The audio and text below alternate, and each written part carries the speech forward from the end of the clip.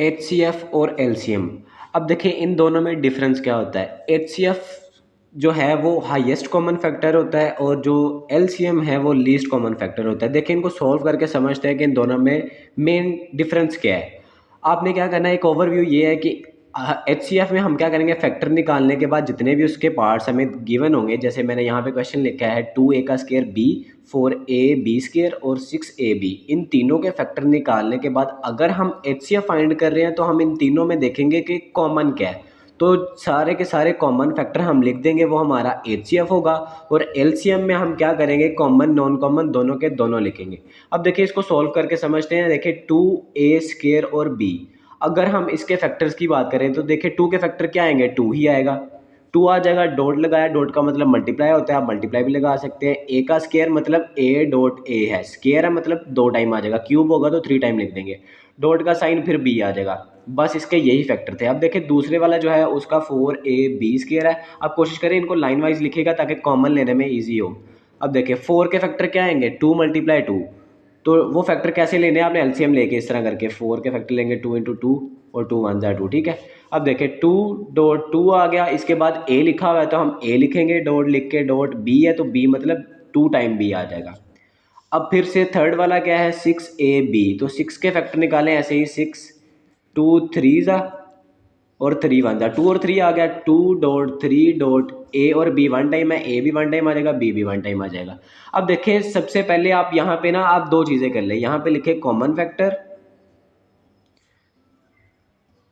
और यहाँ पे लिखे नॉन कॉमन फैक्टर।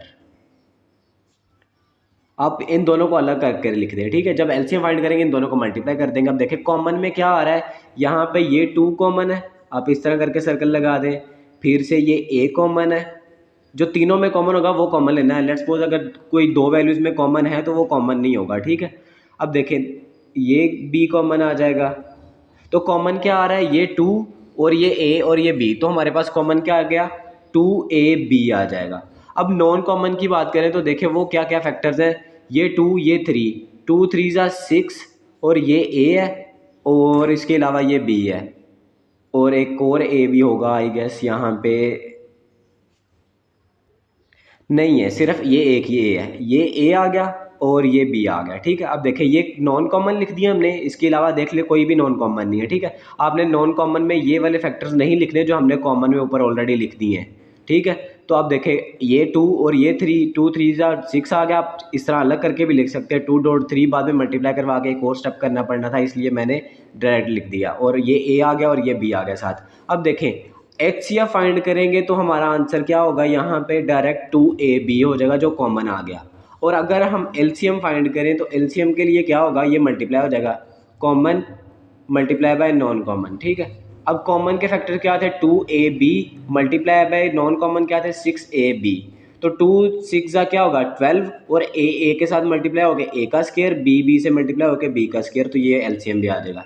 जितने भी क्वेश्चंस आएंगे आपके पास फैक्टराइजेशन वाले हों, मिड टर्म ब्रेकिंग वाले हों, मिड टर्म ब्रेकिंग इसके अच्छा मिड टर्म अगर आपने किसी बच्चे ने भी सीखनी है तो इसी प्लेलिस्ट के अंदर मिड टर्म ब्रेकिंग की वीडियो भी है। आई गेस वो 5 से 7 मिनट की वीडियो, तो आप वो देखेंगे इंशाल्लाह आपको फैक्टर निकालने प्लस माइनस किसके साथ आएगा वो भी आ जाएगा, तो आप वहाँ से सीख सकते हैं वो भी। और इसके अलावा कोई भी क्वेश्चन आ जाए, यहाँ पे आपने फैक्टर निकालने के बाद ये देखना है कि कॉमन कौन से और नॉन कॉमन कौन से हैं।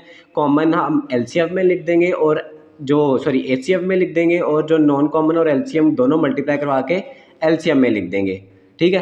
किसी बच्चे को नहीं समझ में आया तो वो रिपीट करके सुने, इंशाल्लाह समझ में आ जाएगा।